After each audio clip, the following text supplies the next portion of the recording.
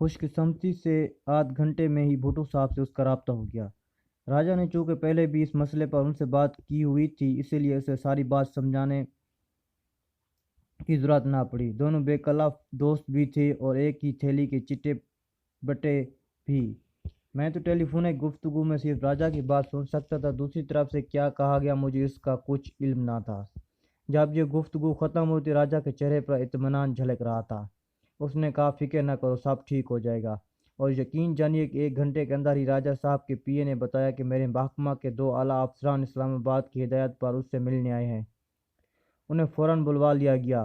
ان 2 افسران نے مختصراً میرے اور راجا کے بیان کیے اور ایک پہلے سے ٹائپ شدہ کلیئرنس سرٹیفکیٹ جس پر خطوں پر میرا اصل نام، نقلی نام اور پاسپورٹ نمبر اور میرا محکمانہ کوڈ نمبروں انہوں نے خود لکھ کر مجھے دیا۔ سرٹیفکیٹ میں لکھا ہوا تھا کہ اہم سرکاری فریض سر انجام کی دہی کے لیے محکمے کی سربراہی کی ہدایت پر مجھے بیرون ملک جانے کی اجازت دی گئی ہے۔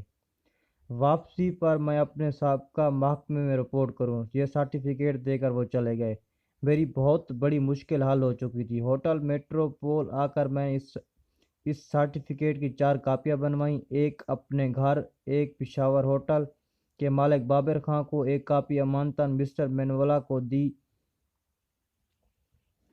اور ایک اپنے پاس رکھی جسے جہاز میں پرواز کے دوران میں نے تلف کر دینا تھا۔ اگلے روز بعد دوپہر 3 بجے میں میٹروپول سے چیک آؤٹ ہو کر اپنا سوٹ کیس لیے راجا کے پاس قصر ناز چلا آیا۔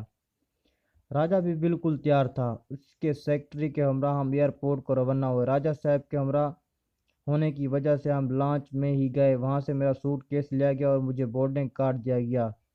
ان دنیا بھر کی ایئر لائن میں اپنا ایک منفرد مقام رکھتی تھی۔ بعد میں دنیا بھر کی یہ سب سے بڑی ہوائی کمپنی ختم کر دی گئی۔ جہاز کی روانگی کا اعلان ہوا تو راجا نے گرم جوشی سے مجھے الوداع کہا اور ہاتھ ملاتے ہوئے ایک موٹا لفافہ مجھے تھما دیا اور کہا، یہ ہماری عادت ہے کہ دوست کو رخصت کرتے وقت کوئی تحفہ ضرور دیتے ہیں۔ رنگا ماٹی میں بھی تم نے دیکھا تھا کہ ہم دوستوں اور مہمانوں کو کبھی خالی ہاتھ وداع نہیں کرتے تھے۔ اس لفافے میں $30,000 ہیں اور یہ ہماری طرف سے تحفہ ہے۔ میں نے لفافہ لے کر اس کا شکریہ ادا کیا۔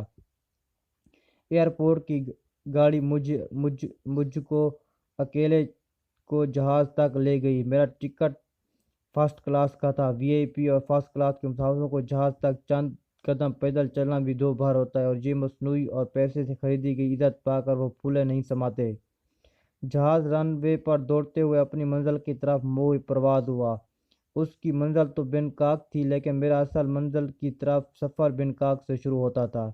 میں نے آئندہ پیش آنے والی دشواریوں کے متعلق سوچنا ہی چھوڑ دیا۔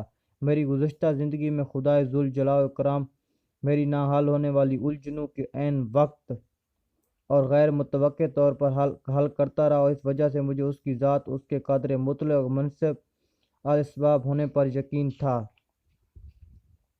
یاد رہے کہ اب بھی میں نے اس سے مدد مانگی کیونکہ صرف وہی مدد کرنے والا ہے۔ اس نے مجھے بڑا سکون دیا اور میں گہری نیند سے اس وقت چونکا جب ایئر ہوسٹس نے اناؤنسمنٹ کی کہ جہاز بینکاک ایئرپورٹ پر اترنے والا ہے۔ سگریٹ بجھا دیجیے اور سیفٹی بیلٹ باندھ لیں۔ جہاز میں مغرب سے مشرق کی طرف سفر کرتے ہوئے جسمانی تھکن اور ذہنی تناؤ بہت بڑھ جاتا ہے۔ 7.5 گھنٹے کے مسلسل سفر نے مجھے بھی ایسی حالت سے دو چار کر دیا تھا۔ ایئرپورٹ پر ہی 3 ماہ کا وزٹ ویزا میرے پاسپورٹ پر لگا دیا گیا۔ ایئرپورٹ سے ہی میں نے $500 کے بھات لیے اور ٹیکسی لے کر ریئل پلازا ہوٹل چلا گیا۔ تھئی وقت کے مطابق رات کے 3 بج رہے تھے جب ہم ایئرپورٹ پہنچے۔ ہوٹل پہنچ کر میں نے غسل کیا اور سفر کی تھکان دور کرنے کے لیے اسپرو کی گولیاں کھائیں۔ صبح تو ہو ہی چکی تھی۔ آج سے ہی میں نے اپنے مشن کے لیے اپنی جدوجہد کا آغاز کرنا تھا۔ میں صبح 9 بجے ہی بینکاک کے مرکزی ٹیلی فون اور ٹیلی گراف آفس پہنچ گیا اور دہلی میں عارف کے گھر کے نمبر پر ارجنٹ کال بک کی۔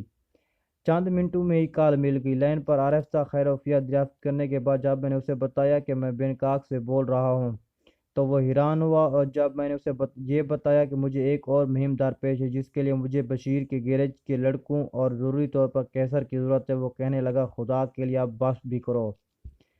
کیوں اپنی جان کے پیچھے ہاتھ دھو کر پڑے ہوئے ہو؟ کیا بھارت اور کھٹمنڈو میں پیش آنے والے حالات سے تمہارا جی نہیں بھرا؟ میں نے جواب دیا کہ میں تو اپنی باقی زندگی آرام اور سکون سے گزارنا چاہتا تھا، لیکن ایک دیرینہ غیر مسلم دوست نے، جس نے ماضی میں مجھ پر ایک احسان کیا تھا جسے میں کبھی فراموش نہیں کر سکا، اپنے اس سلوک اور دوستی کے ذریعہ میں مجھ سے مدد مانگی تو میں انکار نہ کر سکا۔ عارف نے بتایا کہ نذیر، کیسر اور گیرج کے سب لڑکے باخیریت ہیں۔ میرے محکمے کے ساتھیوں سے بھی کبھی کبھی ملاقات ہو جاتی ہے۔ کیسر گیرج اور گھر میں ٹیلی فون لگوا لیا ہے۔ عارف نے مجھے اس کا نمبر دیا۔ رسمی کلمات اور ایک دوسرے کے گھر والوں کی خیر عافیت دریافت کرنے کے بعد میں نے فون بند کر دیا اور عارف کیسر کو فون کیا۔ کیسر نے خود ٹیلی فون اٹھایا۔ اس سے بھی رسمی کلمات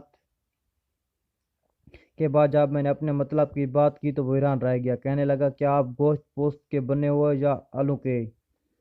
میں نے اسے اپنی مجبوری بتائی اور پوچھا کہ کیا اس مہم میں وہ کم از کم 6 ساتھی لڑکے میرے ساتھ دینے کو تیار ہو سکتے ہیں؟ تو کیسر نے جواب دیا، بھائی جان، آپ کے لیے تو ہم تحت السری تک جانے کو بھی تیار ہیں، آپ حکم کریں۔ میں نے اس کا شکریہ ادا کیا اور کہا، ابھی میں خود بھی اس مہم کے واضح خودخال ترتیب نہیں دے سکا ہوں، تم اپنے ساتھیوں کے ساتھ پوری تیاری کر لو۔ آج سے ٹھیک 10ویں روز میں اسی وقت تمہیں فون کروں گا۔